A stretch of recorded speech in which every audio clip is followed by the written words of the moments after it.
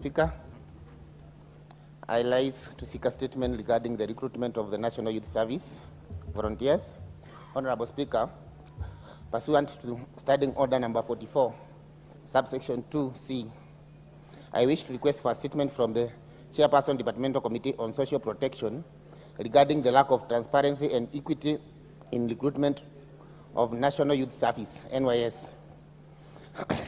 Honorable Speaker, the government through NYS recruits about 30,000 youth annually who are thereafter trained various skills including paramilitary, engineering, fashion and design, business management, catering, agriculture, secretarial, plant operation, construction and driving. These youth are also prepared for other national duties such as service in the armed forces, national reconstruction and disaster response. Honorable Speaker, the recruitment of NYS servicemen and women is expected to be representative as possible to ensure the majority of the interested youth get opportunity to appear before the recruitment personnel. However, there have been numerous concerns from members of parliament and the public regarding the level of transparency and equity in the distribution of NYS available NYS slots. During the launch of the 2024 NYS recruitment, the Cabinet Secretary for Public Service, Performance and Delivery Management indicated that the process would be undertaken at the ward level. However, this did not happen in most parts of the country, including Nairobi City County. There seems to be a systematic interference of the process with the aim of denying certain members of the public, especially in Nairobi, the opportunity to engage in this noble national duty. Honorable Speaker, it is against this background that I seek the statement from the Chairperson of the Departmental Committee on Social Protection on the following. 1. Could the Chairperson outline the steps that the Ministry of Public Service, Performance and Delivery Management is taking to ensure that NYS recruitment is transparent, fair, and conducted at the ward level, especially in Nairobi County, to avail maximum opportunity to all interested youth?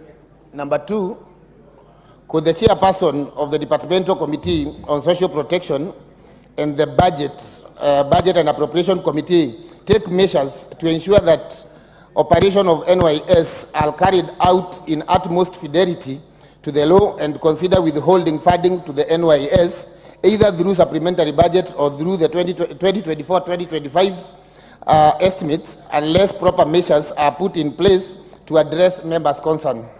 Number 3, could the Chairperson elaborate measures being taken to ensure that the Ministry does not exploit the provision of Article 223 of the Constitution to access funds for NYS recruitment and operations, noting that NYS has been used as a conduit to soften public money? Thank you, Mr. Speaker.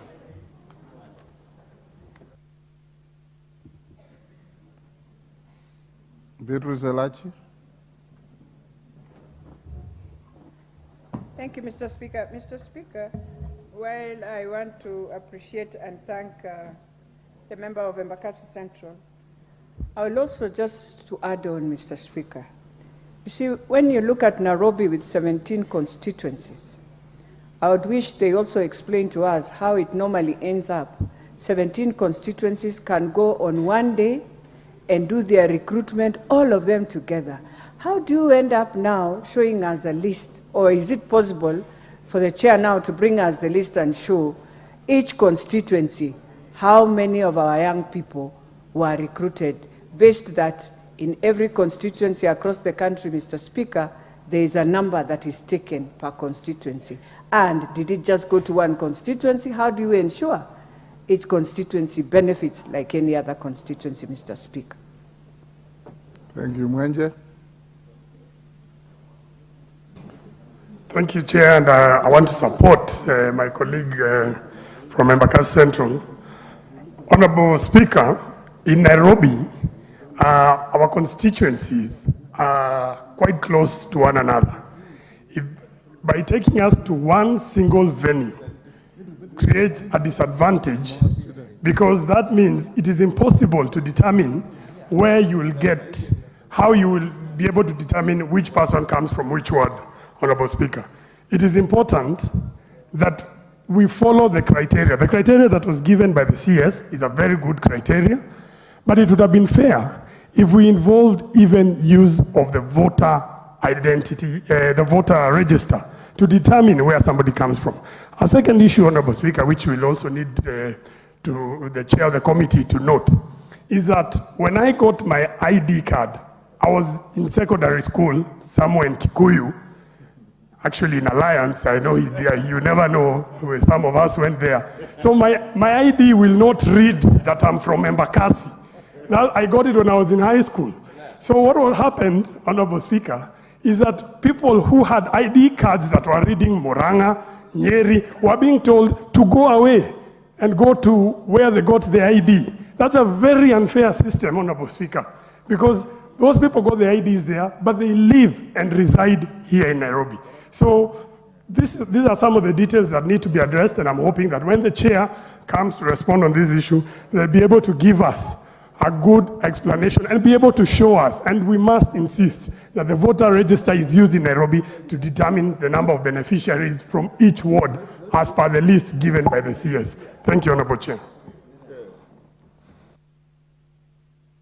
Who is the chairman of this committee? Is it Karemba or Alice Nganga? Pardon?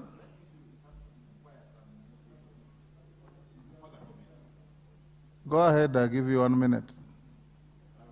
Asking for permission indirectly. Honorable Speaker, you know, the issues being raised by Honorable Major Dog and Honorable Mwenje are very weighty, those issues.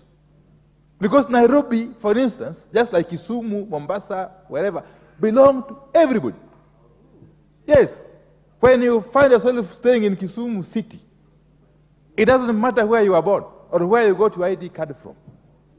Likewise, when you live in Embakasi East or West or Central, it doesn't matter where you are born or where you got your ID card from. So therefore, these cosmopolitan areas, indeed everywhere in Kenya, really. I can actually live in Kikuyu village. Yes, you can come and live in my own village of Sidindi, in Ogonja. It doesn't matter where you are born. And therefore, this criteria of choosing or asking where one was born is not only unfair, it's actually unconstitutional. Yes, it has to be revisited. And I think the chair of the committee, it behoves him to move with speed and come back with proper answers to these issues, these questions being raised. And if possible... The minute is over. Thank you, Honorable Speaker. The point is made. I don't know, watch 1 minute. Thank you, Honorable Speaker, and also join my colleagues in supporting this statement. And as they look at this statement, I hope that this committee will be able to broaden, not just on NYS, but on other recruitments in the forces. Honorable Speaker, if you look at the manner in which the recruitment has been centralized in one place, it is intended to create chaos, choreographed chaos, where we then disenfranchise the 17 constituencies of Nairobi County, which contribute an inordinate amount of the GDP in this country. There is a maxim that there can be no taxation without representation. This representation is not only about representation in parliament, it is representation in the stakes, recruitment and other things. Devolution has also been put in place to ensure we devolve services. Why would we centralize at Nyayo Stadium 17 constituencies coming from Mathare to the other side of Dagoretti? This issue must be looked at so that the young people of Nairobi are given their fair share of recruitment in these services. Thank you. Mheshimiwa Mandazi.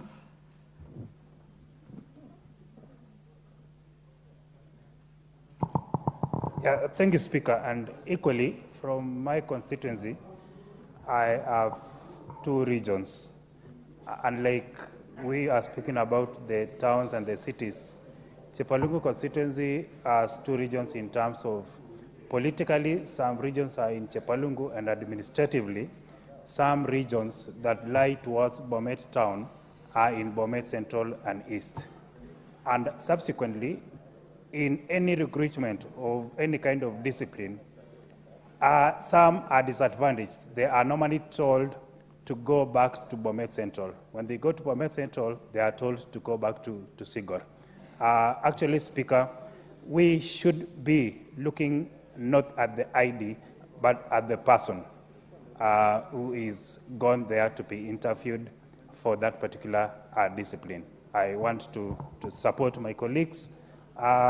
Actually, it discriminates the youth who are going there to look for jobs. Thank you, Mr. Speaker. Last, KJ.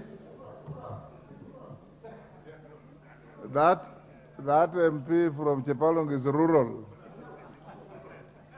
Go ahead. Mr. Speaker, I thank you. And I also thank you, the Honorable Member for Embakasi Central, for bringing this to the floor so that it is discussed as a national issue. Mr. Speaker, when we devolved with the new constitution, we ended up with a suspended system because the system of devolution only devolves up to the ward level. There is a gap between the ward level and what is happening mashinani. Now what happens is that with the devolution, each county was made to be equal, up to and including the biggest city in East and Central Africa, Nairobi. Nairobi here, you've got a ward or wards that are probably the size of entire counties elsewhere in terms of population.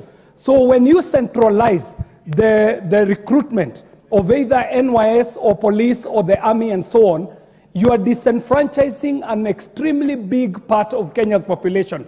So, Mr. Speaker, beyond just the recruitment, we've also got to find a way how we shall resolve this issue of the Nairobi being considered as a region equal to every other region in the country, knowing how big it is in terms of population, but also in terms of its contribution to the GDP of this country. This region needs to get its fair share of the cut of the national cake. Thank you very much. We'll stop it there. Majority Leader, inform the Honorable, is it Alice Nganga, to bring a response to that statement in